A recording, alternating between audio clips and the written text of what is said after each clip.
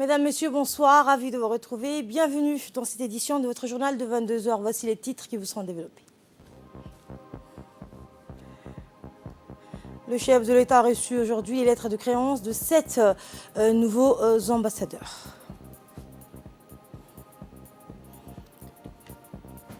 Et aux États-Unis, le suspect de la fusillade de masse en Californie a été retrouvé mort.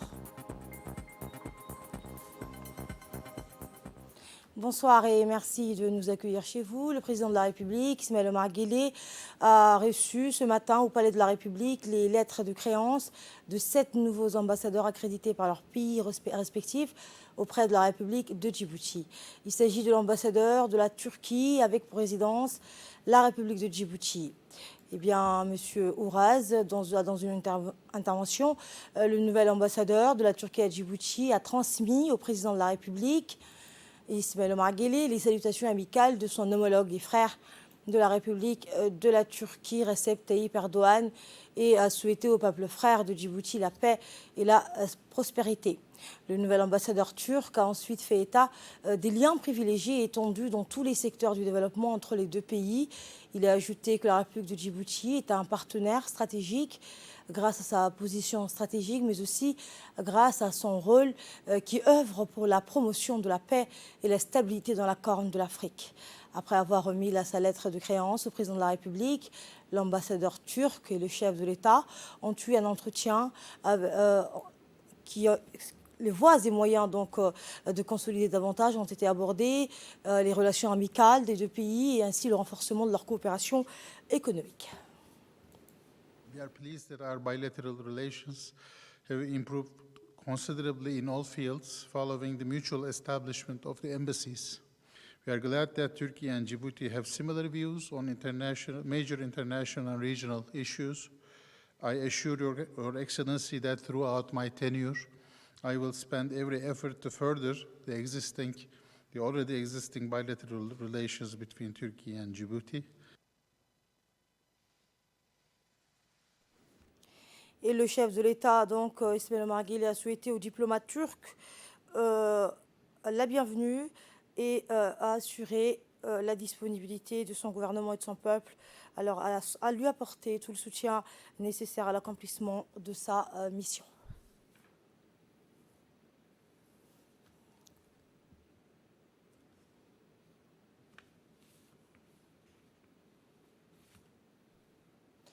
Et ensuite, le président de la République, Ismaël Omar Guelleh, a reçu successivement au Palais de la République les lettres de créance des 6 nouveaux ambassadeurs accrédités par leurs pays respectifs auprès de la République de Djibouti. Il s'agit du nouvel ambassadeur de la République de Malte à Djibouti, Ronald Mikalev. À l'occasion de la remise de sa lettre de créance, l'ambassadeur a exprimé sa motivation à œuvrer au renforcement des relations d'amitié, d'échange et de coopération entre son pays et la République de Djibouti. Djibouti. President Vella has instructed me, Your Excellency, to extend his fraternal wishes and the expressions of goodwill from the government and people of Malta to you and to the people of Djibouti. I look forward to strengthening the bonds of friendship between our two countries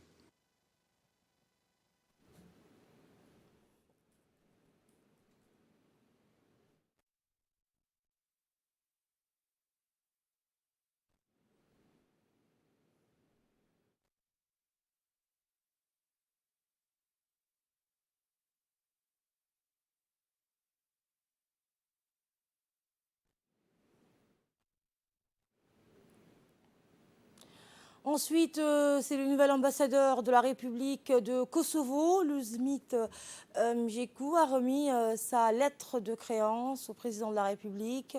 Dans une intervention, l'ambassadeur a réitéré sa motivation pour consolider les relations bilatérales entre la République de Djibouti et la République de Kosovo. Après avoir remis sa lettre de créance, le président et l'ambassadeur de Kosovo ont abordé plusieurs sujets d'intérêt commun en vue d'accroître les liens et les partenariats entre les deux pays.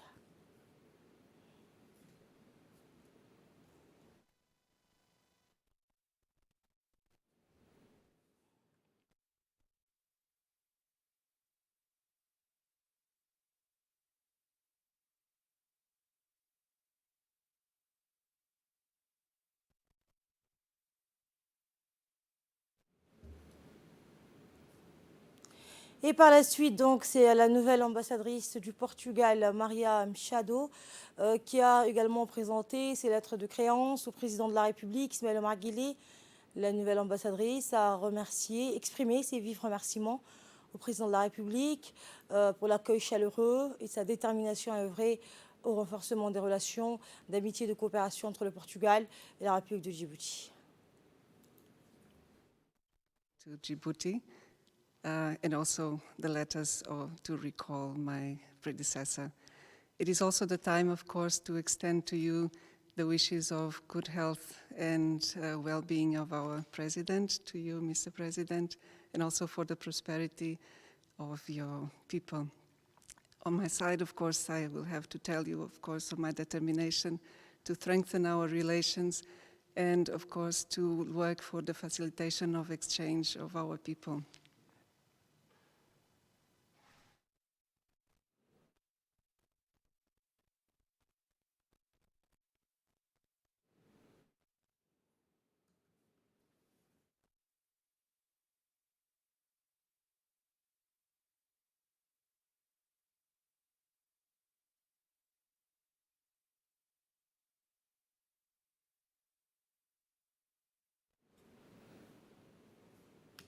Et le président de la République a enfin reçu les lettres de créance des nouveaux ambassadeurs accrédités par leurs pays respectifs. En premier, c'est la nouvelle ambassadrice de l'Autriche, Simone Nappé, qui a remis et présenté ses lettres de créance au président de la République. Dans une intervention, l'ambassadrice donc a exprimé sa motivation à apporter une contribution significative en vue de renforcer les relations et les partenariats entre les deux pays. La diplomate a salué le rôle de Djibouti en matière de paix et de stabilité dans la région. Elle a insisté sur l'importance de consolider les relations d'amitié et de coopération qui existent entre l'Autriche et la République de Djibouti afin d'œuvrer à la diversification et le renforcement des liens entre les deux pays. Fière de vous présenter les lettres de créance.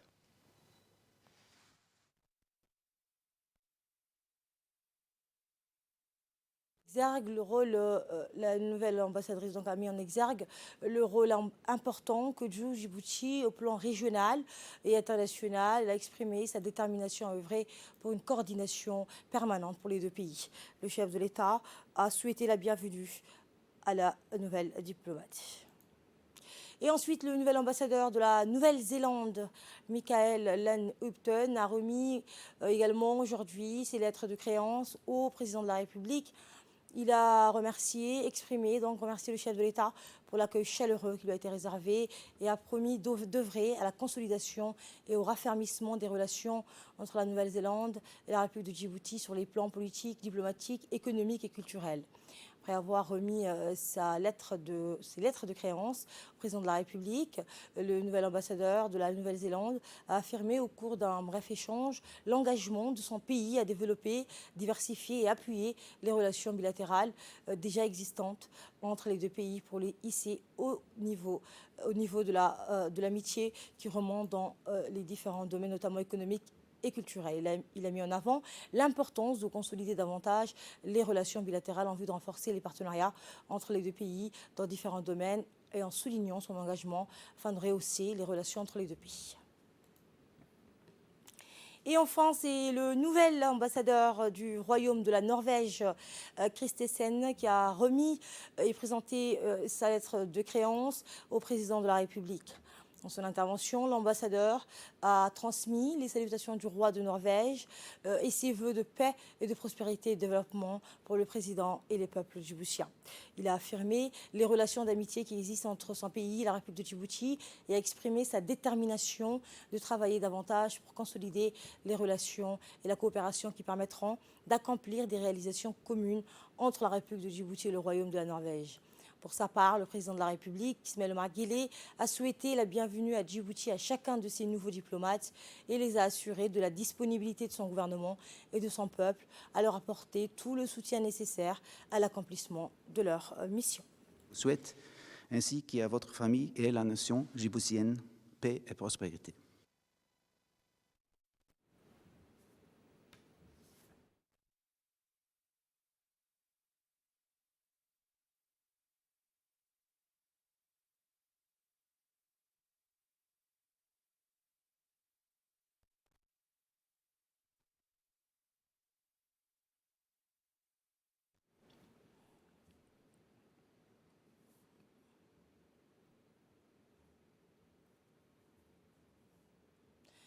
Ismaël Omar Guelleh a adressé ses chaleureuses félicitations aujourd'hui à son homologue Xi Jinping à l'occasion du Nouvel An chinois. Je forme le vœu sincère que le Nouvel An chinois soit source davantage d'opportunités pour l'accroissement des dispositions de votre pays, propice à l'accomplissement individuel et collectif de vos compatriotes, a écrit le président de la République. Nul doute que sous votre leadership éclairé, la nation amie chinoise saura écrire au cours de cette année qui vient d'entamer un autre chapitre de son histoire, riche d'inventivité, de créativité et d'ingéniosité, a noté le chef de l'État dans le même document. Djibouti et la Chine ont en partage des liens privilégiés d'amitié et de coopération, a ensuite mis en lumière le président Guelleh qui s'est réjoui du mérite des deux pays entretenant des partenariats stratégiques et gagnant-gagnant étendus à tous les secteurs du développement durable. Soyez sûr, Monsieur le Président, que nous n'aurons de cesse d'œuvrer toujours au raffermissement de ces liens hautement fructueux, a par ailleurs indiqué le chef de l'État, réitérant ses chaleureuses félicitations au président Xi Jinping et à l'ensemble du peuple de Chine. À la une également, la Semaine nationale de la solidarité a clôturé son périple des régions du pays, dans la Benjamine des régions, la région du centre, Arta. La ministre des Affaires sociales et des Solidarités, Ouloufa Ismail Abdo, accompagnée du ministre de l'Énergie, Younis Ali Guedi, des parlementaires de la région, Aïcha Mohamed Abdallah et Omar Wabri Malo, ainsi que Djibril Abdellahi Migene, des autorités de la région, du préfet, du président du conseil régional, a reçu un accueil chaleureux de la part des habitants d'Arta.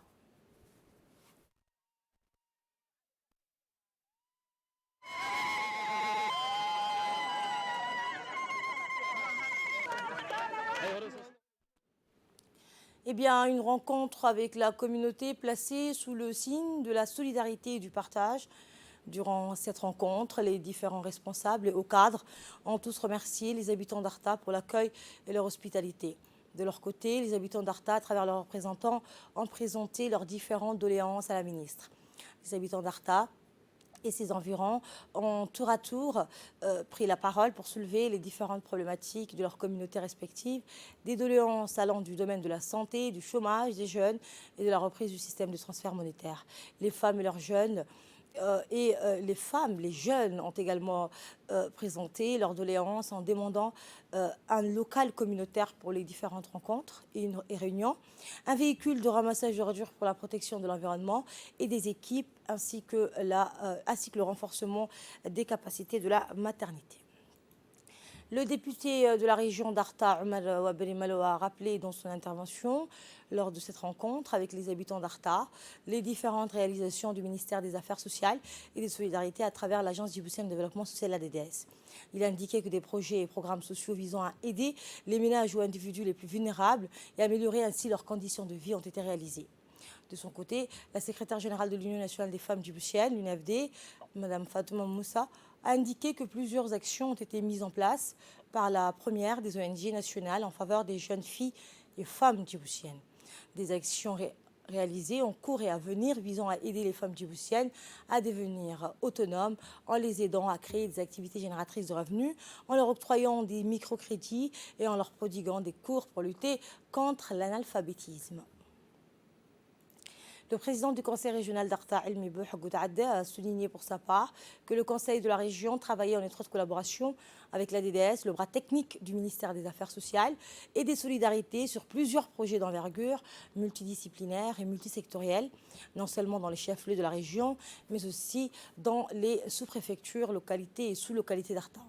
De son côté, le préfet d'Arta, Mohamed Cheikhou Hassan, a rappelé que le ministère des Affaires sociales et des Solidarités et les institutions sous sa tutelle, au premier la DDS, desquelles ont effectué ont effectué de nombreuses réalisations dans plusieurs domaines, tels que la santé, l'éducation, la construction des locaux communautaires, mais surtout dans les actions en faveur des jeunes filles et des femmes de la région pour les inciter à être indépendantes financièrement et être autonomes. Prenons la parole à son tour, le ministre de l'Énergie chargé des ressources naturelles, Younis Ali Guedi, qui est ministre de la région, a indiqué que sa collègue des Affaires sociales et des Solidarités, après son périple dans toutes les régions et localités du pays, était à Arta hier pour clôturer la Semaine nationale de la solidarité en étant porteuse de bonnes nouvelles. Poursuivant son intervention, le ministre de l'Énergie, Yonis Ali Guedi, a souligné que plusieurs programmes et projets sociaux ont vu le jour dans cette région de l'Aïta jusqu'à l'Oyada. Il a rappelé que toutes ces actions pour Arta sont à l'initiative du président de la République, Ismaël Omar Guelleh, et de la première dame, Mme Khadra Mohamed Haïd. La lutte contre la pauvreté, le bien-être des Djiboutiens et des Djiboutiennes, l'entraide et la solidarité sont des priorités dans l'agenda du chef de l'État, selon le ministre. Et clôturant la série des interventions, la ministre des Affaires sociales et des Solidarités, Loufa Ismail Abdo, a d'emblée annoncé aux habitants de la région d'Arta qu'elle était porteuse de bonnes nouvelles dans le cadre de la clôture officielle de la Semaine nationale de la solidarité. Eh bien, elle a d'ores et déjà assuré ses interlocuteurs venus de la ville d'Arta et de ses environs que toutes leurs demandes et doléances seront prises en considération, quelle que soit leur nature. La ministre a annoncé qu'auparavant, 750 familles bénéficiaient du système de transfert monétaire. Ce chiffre passera dorénavant à 3500 pour la ville d'Arta et ses environs. Concernant l'octroi trimestriel de 30 000 francs, au lieu de 120 familles, nous allongerons ce chiffre à 1100 familles bénéficiaires. Pour Karta et les localités avoisinantes, nous allons passer de 410 à 1100 ménages bénéficiaires, et ce, à la demande du président de la République et au travail acharné des équipes de mon département. La ministre a poursuivi son intervention en indiquant concernant la sous-préfecture de Damerjoug et les localités administrativement sous sa tutelle, nous passons dorénavant de 220 à 1400 familles bénéficiaires de cette aide financière trimestrielle de 30 000 francs.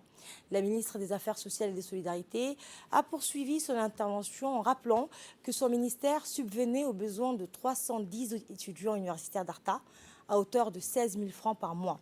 Pour les différents projets et programmes de création d'emplois et d'activités génératrices de revenus, le gouvernement a débloqué, selon la ministre, un fonds de 60 millions de nos francs pour notamment aider les jeunes voulant se lancer dans l'entrepreneuriat et les femmes pour se lancer dans le commerce et la vente pour être autonomes. Cette somme sera remise au CPEC de Djibouti et d'Arta pour pouvoir lancer vos projets à travers le système de microcrédit. Une autre bonne nouvelle pour les habitants d'Arta: tous les microcrédits contractés auprès de la CPEC seront des crédits remboursables à un taux de 0% d'intérêt, un autre des souhaits découlant de la volonté du numéro 1 djiboutien. Et enfin, la ministre des Affaires sociales et des Solidarités a indiqué qu'il sera dorénavant créé, et ce dans les plus brefs délais, des caisses communautaires pour les sous-préfectures d'Arta et les localités s'y rattachant pour que ces populations s'autogénèrent et s'autosuffisent. Toujours dans la continuité de la Semaine nationale de la solidarité, la ministre des Affaires sociales et des Solidarités a rencontré hier les femmes d'Arta à l'antenne de l'UNFD de la région. Et ainsi, la secrétaire générale de l'UNFD, Fatouma Moussa Abdi, accompagnée des hauts cadres de la DDS et du ministère des Affaires sociales, ainsi que les élus et les députés de la région, ont été chaleureusement accueillis et ont échangé avec les femmes d'Arta sur les avancées de la situation des femmes à Arta. Il s'agissait également donc pour la ministre de partager à l'occasion de la Semaine nationale de la solidarité les interventions du ministère, mais aussi et surtout informer et partager les femmes de la région des actions futures du MAS.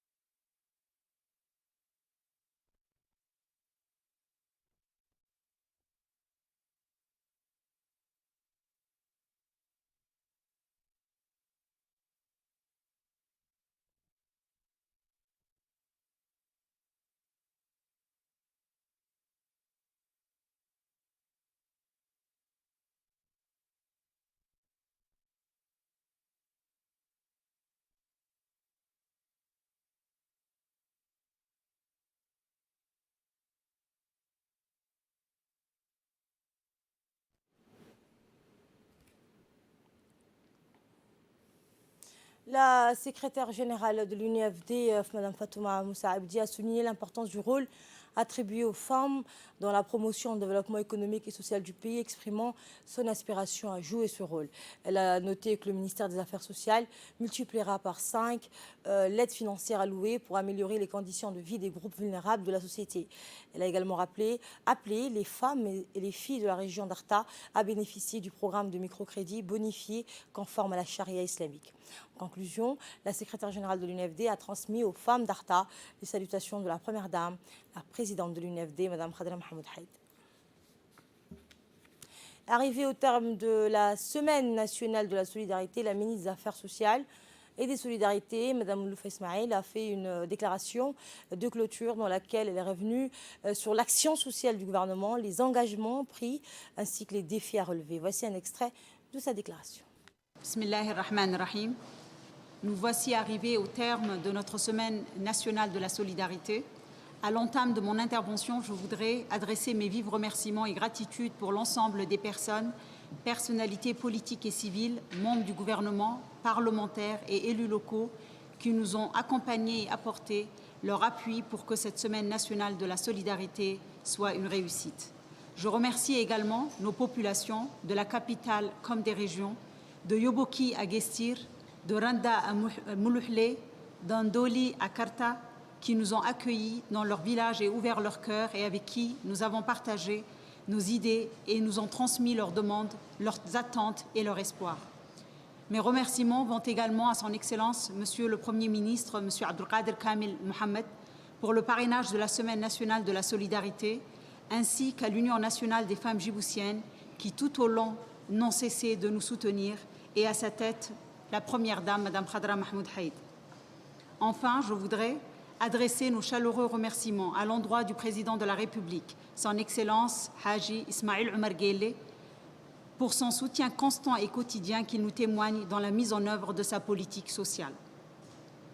Ni les moyens, ni la confiance nous ont manqué pour exécuter notre politique sociale et de solidarité pour le bien-être de nos concitoyens. Puisse Allah le récompenser, Inch'Allah. Mesdames et messieurs, malgré nos progrès socio-économiques significatifs réalisés par notre pays ces dernières décennies, pour 21,1% de nos concitoyens, la pauvreté demeure une réalité à laquelle ils sont confrontés au quotidien. Face à celle-ci, le gouvernement n'a ménagé aucun effort et a fourni d'énormes moyens et actions afin de réduire la pauvreté et les inégalités et d'améliorer les conditions de vie de nos concitoyens. Aussi, ces 2 semaines, riches en rencontres et enseignements, ont été l'occasion d'expliquer, de montrer et de communiquer sur les actions, les programmes sociaux et les réalisations concrètes effectuées et à venir en matière de développement social.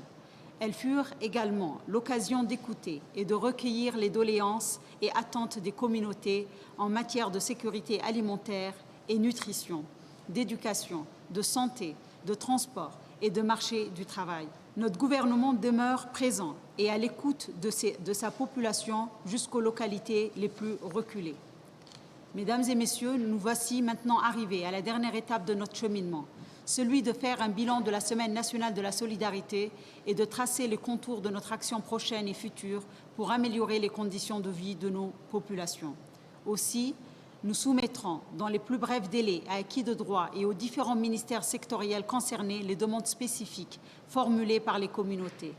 Pour ce qui nous concerne, ministère des Affaires sociales et des Solidarités, ainsi que l'Agence djiboutienne de développement social, au-delà des actions déjà planifiées et en cours d'exécution, nous nous sommes efforcés d'apporter durant la semaine des réponses concrètes et rapides sur certaines doléances sociales et urgentes, et particulièrement celles relatives à la lutte contre la sécheresse. Mesdames et messieurs, il s'y est de rappeler que la lutte contre la pauvreté et la vulnérabilité demeure un défi majeur de ce siècle et de l'agenda politique du Président de la République.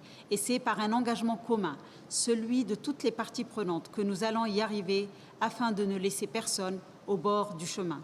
Comme l'a si bien rappelé le Président de la République, je cite, « Nous agir pour nous débarrasser du fardeau de la pauvreté, agir pour le Djibouti de demain, pour ces jeunes générations qui viennent, dont l'engagement est essentiel à la réussite de notre projet collectif et qui doivent prendre toute leur place dans le monde moderne. Je sais que nous pouvons réussir ensemble. » Mesdames et messieurs, je ne saurais clôturer sans remercier en dernier lieu le ministère de la Communication ainsi que tous les médias nationaux qui nous ont accompagnés dans notre tournée et sillonné avec nous les localités les plus éloignées. Enfin, nous rendons un hommage particulier aux corps constitués, Armée nationale, Gendarmerie et la Police nationale qui tout au long nous ont apporté assistance et assuré notre sécurité.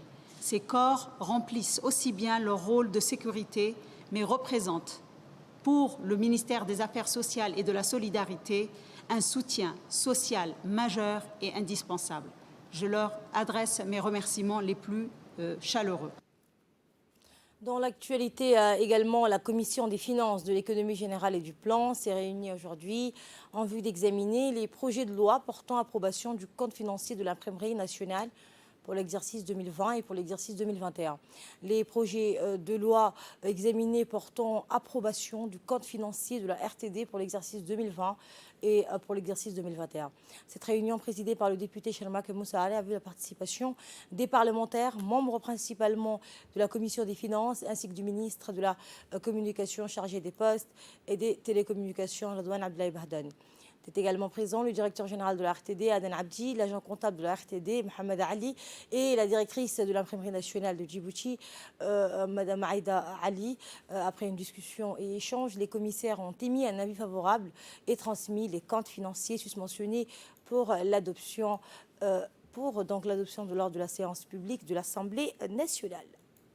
Sous le haut patronage du gouverneur de la Banque centrale de Djibouti, Ahmed Ousmane Ali, l'hôtel Kempinski Palace a abrité un séminaire sur la lutte contre le blanchiment d'argent, financement du terrorisme et du crime financier organisé par l'Union des banques arabes du 23 au 25 janvier.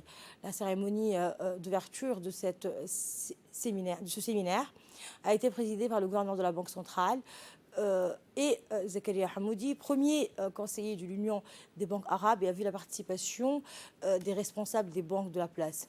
L'objectif de ce séminaire, qui s'étalera sur 3 jours, vise au renforcement des capacités en matière de lutte contre le blanchiment de capitaux et le financement du terrorisme. Cette thématique d'actualité représente un enjeu crucial pour les systèmes bancaires en développement. Ce séminaire représente une réelle opportunité pour les participants issus de la communauté bancaire et mettre à jour ainsi que parfaire leurs connaissances dans ces domaines. La Sabah African Bank est parmi les sponsors de cet événement capital en étroite collaboration avec l'Union des banques arabes.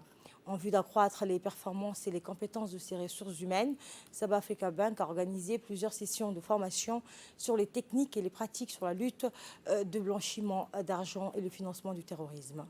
M. Zakaria Hamoudi, premier conseiller de l'Union des banques arabes, a rappelé dans son intervention les mesures et des réformes mises en œuvre afin de respecter la réglementation internationale en matière de lutte contre la corruption, de lutte contre le blanchiment d'argent et de lutte contre le financement du terrorisme.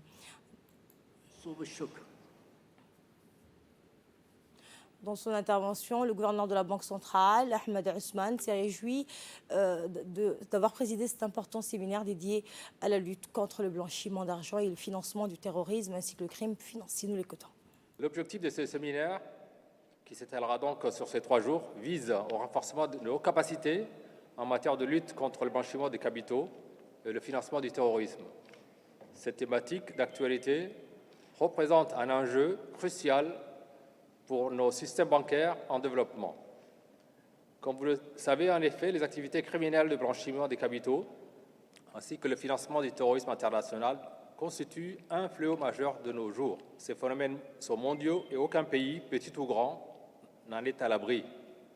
Les cadres nationaux de lutte contre le blanchiment des capitaux et le financement du terrorisme ne concernent pas uniquement les agences gouvernementales, mais également tous les acteurs publics et privés, en particulier les secteurs financiers, qui doivent être impliqués, chacun à son niveau, dans cette lutte contre la criminalité financière. Ainsi, le séminaire qui démarre ce jour représente une réelle opportunité pour les participants issus de la communauté bancaire de mettre à jour et parfaire leurs connaissances dans ce domaine. Ce séminaire vise donc à fournir aux participants une connaissance approfondie des obligations juridiques et réglementaires en matière de lutte contre le blanchiment des capitaux et le financement du terrorisme, ainsi que les procédés de prévention et de détection et de pratiques financières criminelles. Pour saisir pleinement toutes les chances de développement suscitées par ce contexte, le gouvernement a, sous l'impulsion et le leadership du chef de l'État, son Excellence M. Ismaïl Omar Guelleh, élaboré une stratégie ambitieuse dont l'une des composantes majeures est le développement du secteur financier, avec pour objectif de l'ériger à terme en hub financier international. Et notre équipe sur place, donc à l'issue de ce séminaire, a recueilli quelques réactions, dont celle du directeur de la supervision bancaire à la Banque centrale, M. Ali Daoud. La voici. L'objectif de ce séminaire, c'est de développer un atelier pour les professionnels du secteur bancaire. Depuis plusieurs années, la République de Djibouti enregistre des progrès très importants dans le domaine économique de manière générale, et en particulier dans le domaine financier. Et le thème qui est développé à travers ce séminaire est la sécurité financière de manière générale. Il s'agit de la lutte contre les blanchiments des capitaux et le financement du terrorisme de manière précise. Néanmoins, il s'agit de manière globale la fiabilisation du circuit bancaire, le renforcement des pratiques financières et la promotion des bonnes pratiques financières. Animé par des experts issus de l'Union des banques arabes et à l'adresse des praticiens des banques, et sous l'égide de la Banque centrale.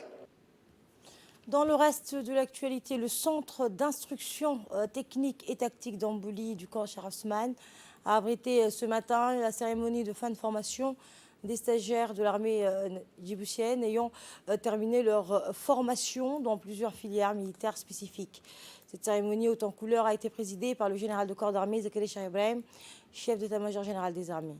C'est également présent le général de brigade Tahir Ali Mohamed, chef d'état-major de la défense, le colonel-major Mohamed Rayad Guelleh, sous-chef d'état-major de la défense, ainsi que les hauts responsables des forces armées djiboutiennes.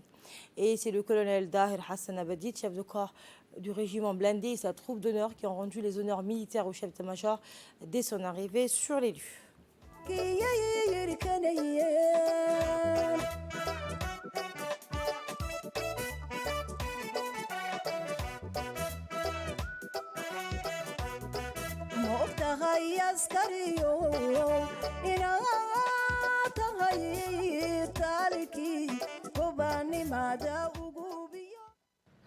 Stagiaire secrétaire bureautique, MAC, CMA et communautaire, rassemblés pour la cérémonie de fin de formation, mes devoirs mon général.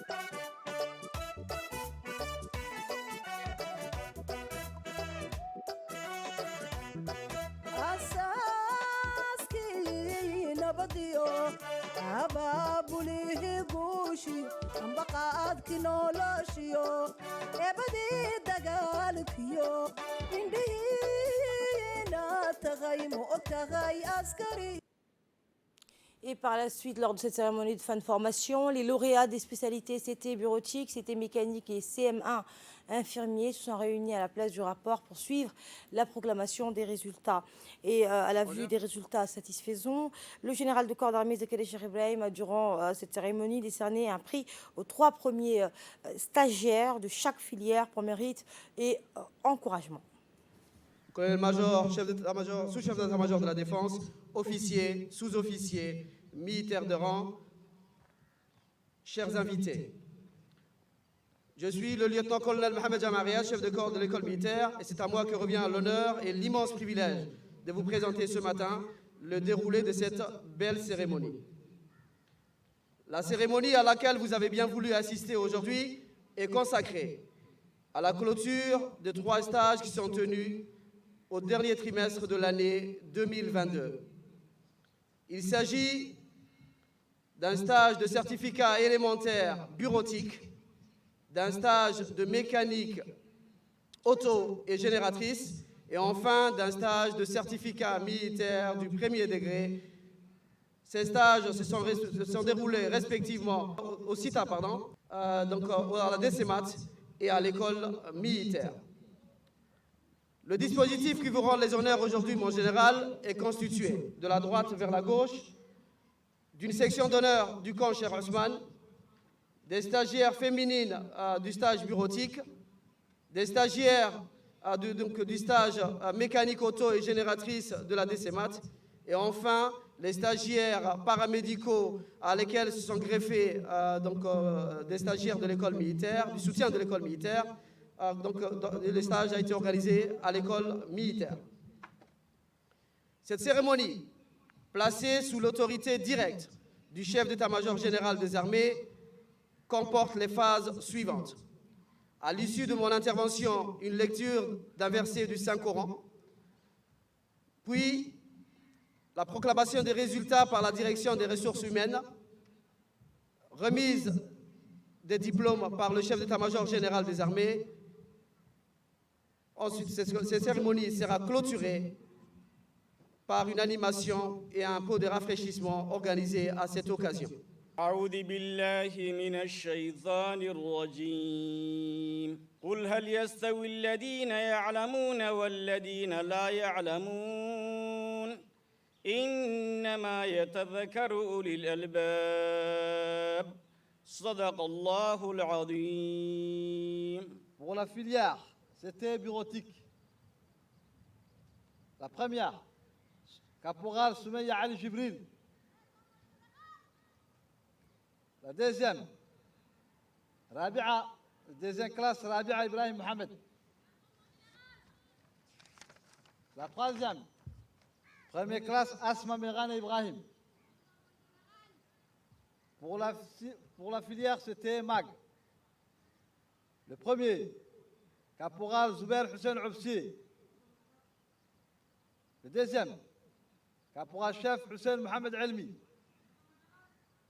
Troisième, caporal-chef Mohamed Ziad Ahmed. À présent, j'invite le général Semga à venir pour procéder à la remise des récompenses et des diplômes.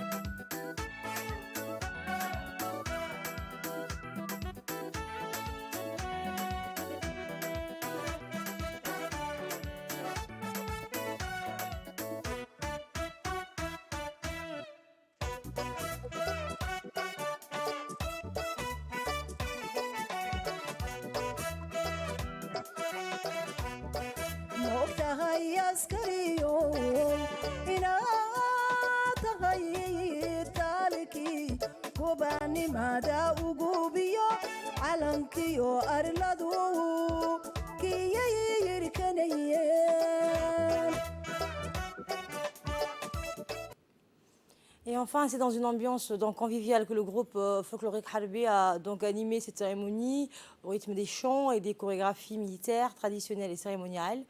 Et finalement, cette cérémonie qui s'est déroulée au camp Shah Osman, lieu de repos éternel du feu Hajj Hassan Gouled Abtidon, s'est clôturée avec les hommages appuyés et les duas qui lui ont été rendus à lui ainsi qu'à tous les musulmans.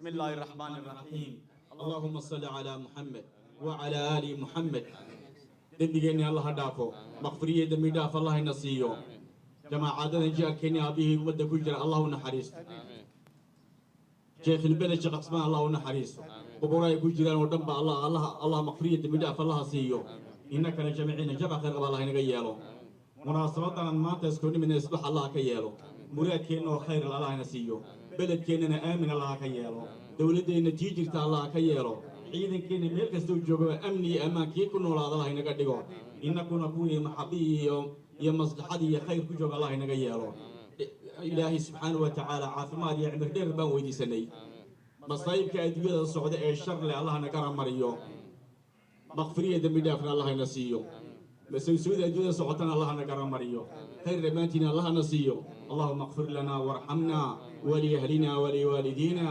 ولجميع المسلمين أينما كانوا برحمتك يا أرحم الراحمين وصل اللهم على سيدنا محمد الفاتحة. À la une également, dans la continuité de leur action commune dans la lutte contre le trafic d'êtres humains, dans la nuit du 19 au 20 janvier, une opération conjointe des équipes de la garde-côte djiboutienne et de la marine nationale a permis d'assister une embarcation yéménite de type Galba transportant des migrants clandestins qui se dirigeaient vers le Yémen. L'embarcation qui a été interceptée près de Godoria transportait 141 migrants, tous d'origine éthiopienne. 2 passeurs yéménites ont été également interpellés dans le cadre de cette opération. Ils seront traduits devant la justice pour répondre de leurs actes, tandis que l'embarcation a été saisie dans l'attente d'une décision de la justice. Aux États-Unis, le suspect de la fusillade de masse en Californie a été retrouvé mort. Le suspect de la fusillade de masse survenue samedi soir en Californie a été retrouvé mort dans une ville alors que les autorités locales pensent qu'il s'agit d'un suicide par balle. On le rappelle, 5 femmes et 5 hommes ont été tués, tandis que 10 autres personnes ont été blessées lors de cette fusillade qui a éclaté à Monterey Park, ville située à 16 km à l'est du centre de Los Angeles. Et c'est la fin de cette édition. Merci à vous de l'avoir suivi. Très bonne suite au programme sur Télé Djibouti.